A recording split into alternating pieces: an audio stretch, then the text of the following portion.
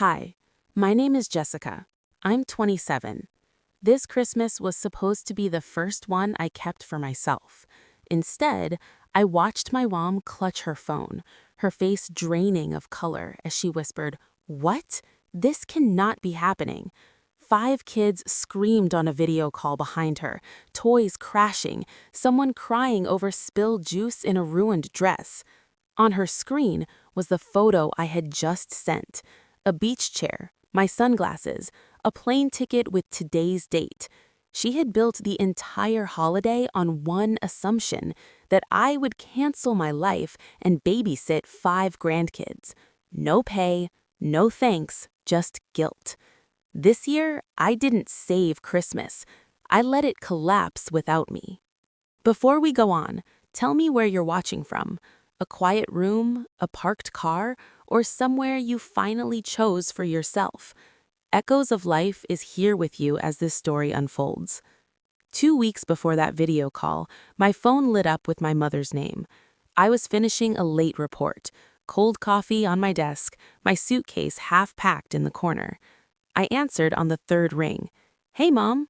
Her voice was cheerful, too cheerful. "Perfect timing," she said. "I have the most wonderful plan for Christmas." My stomach tightened. When my mom had a plan, it was usually for me. "You know, your brother and sister are bringing the kids," she continued, casual and fast. "They really deserve a break, so we thought you could watch them for a few days while we get everything ready." A few days.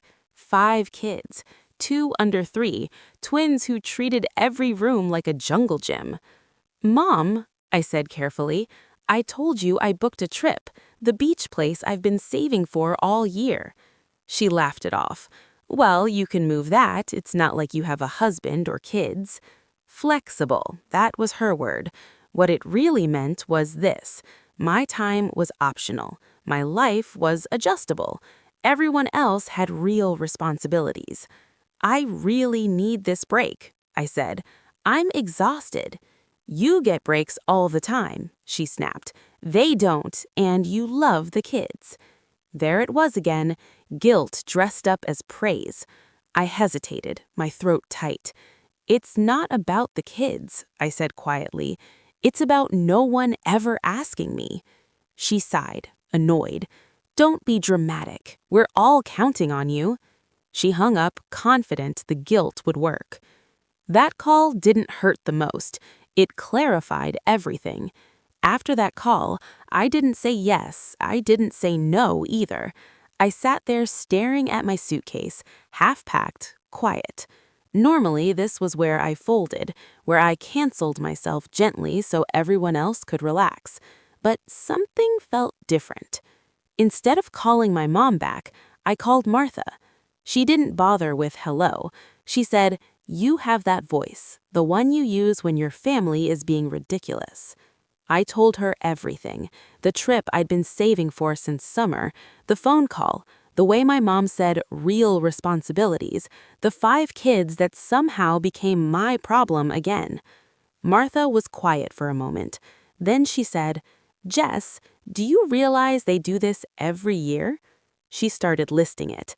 "Last Christmas, you skipped your office party to watch the twins while everyone went to a concert. The year before that, you spent New Year's Eve sick on the couch with 3 toddlers. The wedding you missed because your brother double-booked you as childcare." Each memory landed clean and sharp. Not dramatic, just factual. "They treat you like a service," Martha said, "not a person. If they respected you, they'd ask." That word stayed with me. Ask. Later that night, the family group chat lit up. Confetti emojis, long paragraphs about Christmas plans. Right in the middle, my mom wrote, "Jessica already promised to take all the kids so we can focus on hosting. We'd be lost without her." Promised? I hadn't promised anything. I had said I needed to think. My siblings reacted instantly. "Thank God.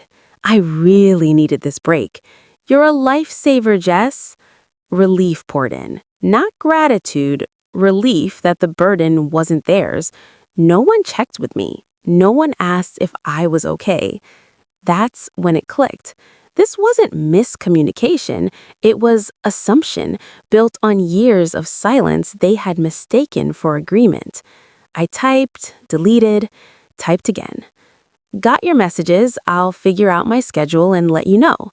Polite, neutral, still playing the role they expected, but inside, something had shifted. I looked at my suitcase again. My boarding pass was on top. My PTO was approved. My plans were real. For the first time, I wasn't trying to fit myself into their plans.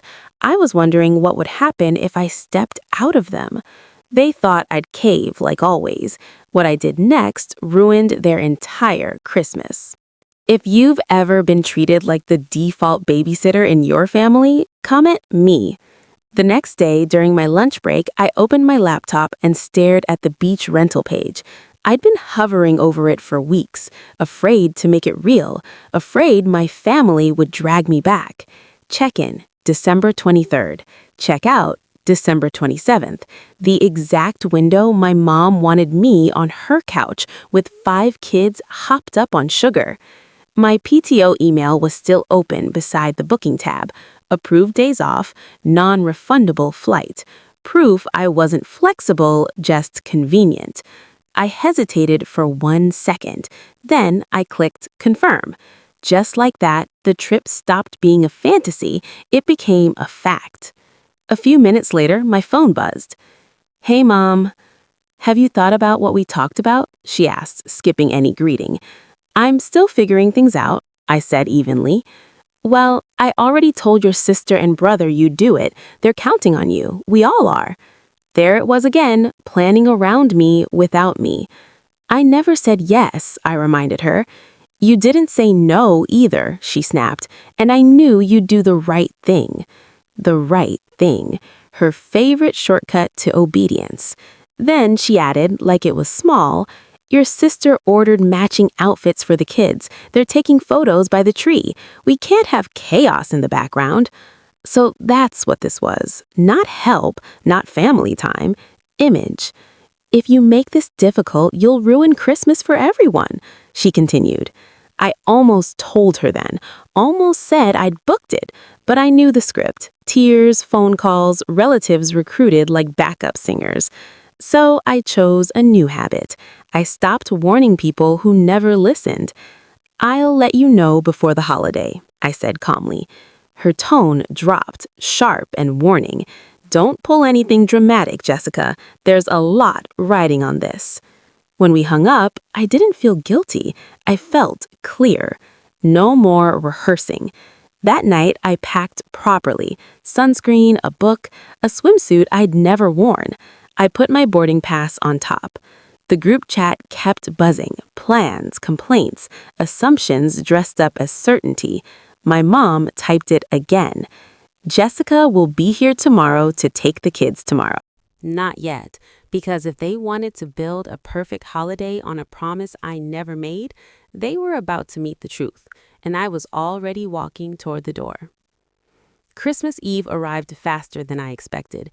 Instead of waking up to instructions about snacks and nap times, I woke up to my alarm and the quiet click of my suitcase wheels by the door. My flight was at 10. My mom still thought I'd be at her house by noon. I made coffee, showered, got dressed. Before leaving, I opened the family group chat one last time. Pictures of half-wrapped presents, my sister complaining about glitter everywhere, my brother stressing about last-minute shopping. Then my mom's message sitting right in the middle. "Jessica will be here tomorrow to take the kids so we can finish everything. Thank goodness for her." Something in me hardened. I opened a private chat with my mom. "I need to be clear. I never agreed to babysit. I'll be out of town over Christmas." I stared at the screen, then hit send. The typing dots appeared instantly. "Out of town?" she wrote. "What are you talking about? You can't change your mind now." I sent her my flight confirmation, then a photo of my packed suitcase by the door. "I'm not changing my mind," I replied. "I told you weeks ago I had plans. I'm just not canceling them this time." The replies came fast. "You're being selfish. You're ruining Christmas. We're counting on you." I didn't argue. I put my phone on silent, grabbed my suitcase, and walked out. At the airport, the chaos buzzed around me, but for once, it wasn't mine to manage. Half an hour before boarding, I checked my phone. The group chat had exploded. "What do you mean Jessica isn't coming? You said she promised. So who's watching the kids?" For the first time, the frustration wasn't aimed at me. I typed one message into the group chat. "I'm not a built-in babysitter. I love you all, but I won't spend every holiday taking care of 5 kids while everyone else gets a break. I told Mom I had plans. I'm leaving town. You'll need to figure it out." I hit send. No replies, just red receipts. Then my mom called. "Mom." I answered. Behind her voice, I heard it. Kids crying, something crashing, someone yelling for juice. "How could you do this to me?" she demanded. "We're drowning here." "You planned everything around me," I said quietly, without asking. "This is your responsibility," she snapped. "Why?" I asked. "Because you don't have kids, because my life is easier to sacrifice." She went silent. Then I boarded the plane. As I buckled my seatbelt, a photo popped into the chat. 5 kids in mismatched pajamas, one crying, one covered in cookie dough, my mom in the background, hand over her mouth. What? This cannot be happening. For once, I didn't rush to fix it. I put my phone on airplane mode and chose myself. When the plane landed, I didn't turn my phone on right away. I watched the ocean through the terminal windows, palm trees swaying, people laughing like nothing was urgent. Eventually, I checked. Missed calls, voicemails, 37 unread messages. I didn't respond.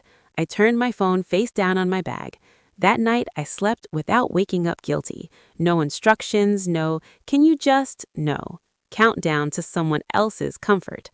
2 weeks later, my mom called again. Her voice was quieter, tired in a way I'd never heard before. She told me Christmas fell apart. The kids fought, dinner got canceled, frozen pizza replaced the plan. I listened. I didn't apologize. "I'm sorry it was hard," I said, "but I'm not sorry I wasn't there." There was a long pause. Then she said carefully, "I didn't realize how much I depended on you." That word mattered. Not love, dependence. We talked boundaries, not speeches. Boundaries. If you want babysitting, you ask. If I say no, it ends there. No guilt trips, no group chat lies, and if it's 5 kids, it's paid, like any other work. After the call, my hands were steady, not because it was fixed, but because it was named. Later, my sister texted, "Spring barbecue, no babysitting, just hanging out. You in?" I stared at the message for a moment, then I typed back one word, "Maybe." I set my phone down, opened the balcony door, let the quiet in. That's what changed. Not my family, my access. I didn't ruin Christmas. I ended the part where I disappeared. If this story felt familiar, if you've ever been the reliable one everyone leans on, know this. You're allowed to step back. Like, share, and subscribe to Echoes of Life for more stories about quiet strength and choosing yourself without guilt.